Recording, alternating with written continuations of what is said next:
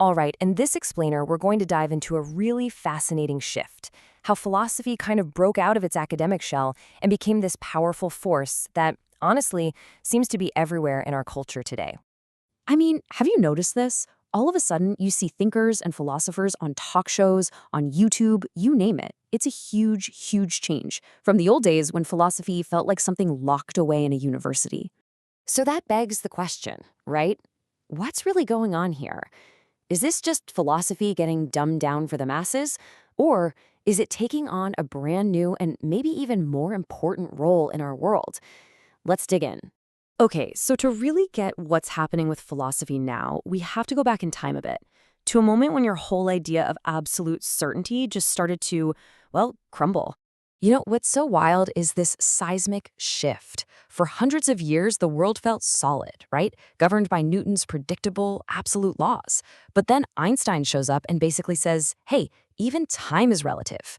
And that didn't just upend physics, it blew up the whole idea that any knowledge, even science, was some kind of fixed eternal truth.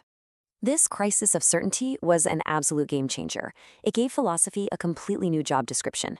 See, instead of trying to build one single, perfect theory of everything, its new mission was to deconstruct, to take apart and question the very foundations of every system of thought. And this gave rise to this incredibly powerful movement called Structuralism. You had these thinkers who started looking at all of human culture, politics, psychology, history, not as just a bunch of facts, but as intricate systems of language that you could actually take apart and see how they work. So take someone like Derrida. He basically taught us how to spot the hidden assumptions and the biases that are literally built into the language we use every day, whether it's in a novel or a political ad. Then Althusser, he applied that same idea to politics. He showed how ideology doesn't just work by force. No, it's much more subtle. It works through our culture, through things like consumerism, to shape what we want without us even noticing. Lacan took this lens and pointed it inward, at our own minds.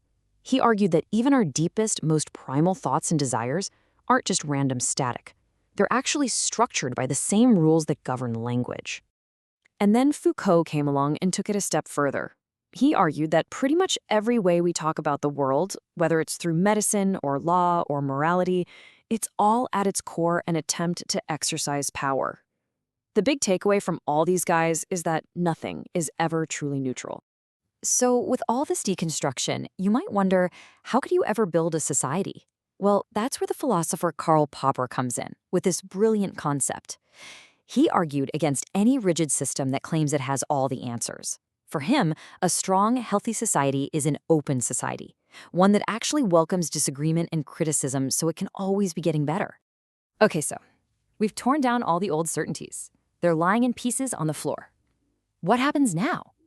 Well, this is where the story gets really, really cool.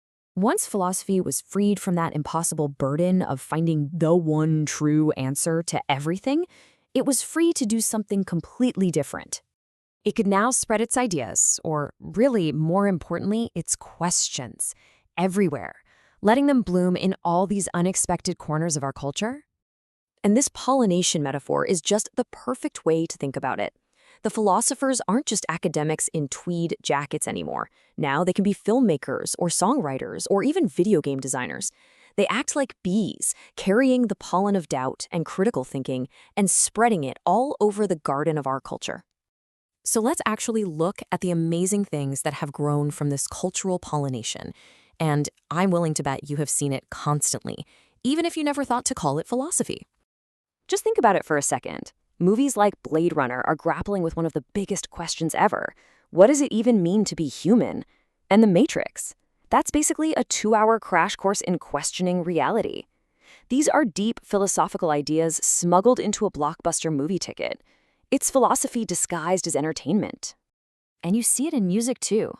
It's more than just clever lyrics, it's an entire worldview put to a beat. You have artists exploring the struggle between fate and our ability to change things, or others diving deep into existential questions. They're using music to get us to think about our own lives.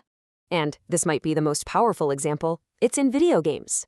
A game like Shadow of the Colossus is this beautiful, interactive allegory about reason fighting against ancient myth. And a game like Braid doesn't just tell you a story about time, it lets you play with time and consequence. This is huge because you're no longer just watching or listening. You're an active participant in the philosophical idea.